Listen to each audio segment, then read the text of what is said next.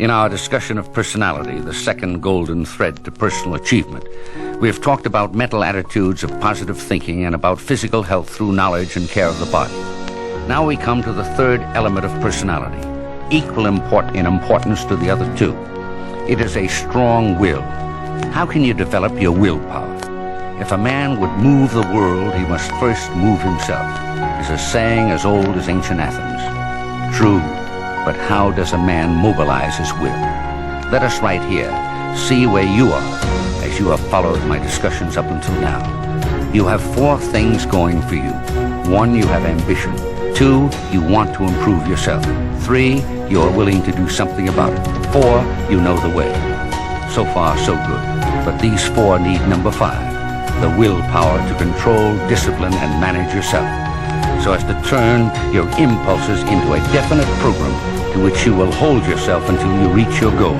Let me at once make this clear. The willpower required to carry you through can be developed. What is the will? It is to all our other faculties what a commander-in-chief is to the other members of his staff. When we have consulted all of our senses and weighed all considerations in our minds, there comes the moment when we have to decide. It is the will which says, this is the decision. It gathers together the whole man and sets him into activity. The will is the man is the will. The will is the whole man in action. This brings us to an important point. You cannot look anywhere except inside yourself for the will to shape your life the way you want it to be. Nobody outside can do it for you. It is your will, and your will alone, which can make you. This leads me to a definition. A man of will is a whole man concentrated on one achievement. You can develop such willpower by 3 stages: self-control, self-direction, and self-fulfillment. Self-control has 2 aspects: control of your thoughts, control of your temperament. I begin with control of your thoughts because the deepest level at which you confront yourself is in your mind. You can control your thoughts because there is one tremendous psychological fact which comes to your help. Your conscious mind can think only one thought at a time. Write that down and think it over. It is the master key to thought control. You can stand sentinel at the gate of your mind. Here are the 7 steps. 1, settle down to one piece of work, one project. 2, clear your mind of thoughts which do not apply to this one project. 3, concentrate on positive thoughts which constructively fit into this project. 4, as your mind warms up to its work, you will find it calling up new and deeper considerations and perceptions. 5, do this regularly, and you will develop the habit of concentration. 6, this in turn will materialize into positive plans of action. 7, these plans will crystallize into positive decisions, leading to constructive action. As you act, you will discover things about yourself. You may find that you are lazy, that you put things off, that you are moody, or that you do not handle people well. In other words, you will learn about your own temperament. The greatest way to control your temperamental difficulties is to act. When you take positive action, you will control your temperament and swing over to a positive attitude. If you get impatient with certain people, force yourself to act in a friendly way to them. Before you know it, you will be feeling friendly toward them. Remember that it is what you do that decides how you feel, not how you feel that determines what you do.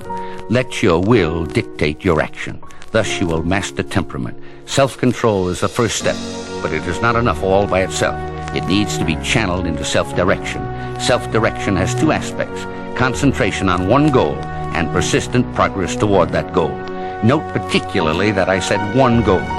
Just as you can think only one thought at a time, so you can move in only one direction at a time. Decide what your goal is and let everything else go. Single-mindedness in our kind of world is absolutely essential to achievement and recognition. With your single goal in mind, map the path to it, and make sure that every day you make some progress toward it. Your will must issue every day the order of the day. Get each day's work done. Make each day add its mile to your progress. Concentration on one goal, definite advance toward that goal every day. These are the elements of self-direction. As you exercise the will through self-control and self-direction, you will develop the habits you desire, and so will move towards self-fulfillment, which is the greatest of satisfactions. These are the steps by which this comes about. First, by exercising the will, you strengthen the will. Thus you develop reliable character and achieve your true self. Second, this true self of yours will more and more express itself as it develops. It will gain confidence, take the initiative, and find its own original ways of meeting new and old situations. Third, it will maintain itself against the world. You will dare to stand on your own feet, act on your own convictions, maintain your own dignity. Fourth, you will work with the world, secure in yourself, and recognizing that you must come to terms with the reality of the world in which you live. You will learn how to balance your personal desires against the necessities of living, and thus win success and fulfill yourself at the same time.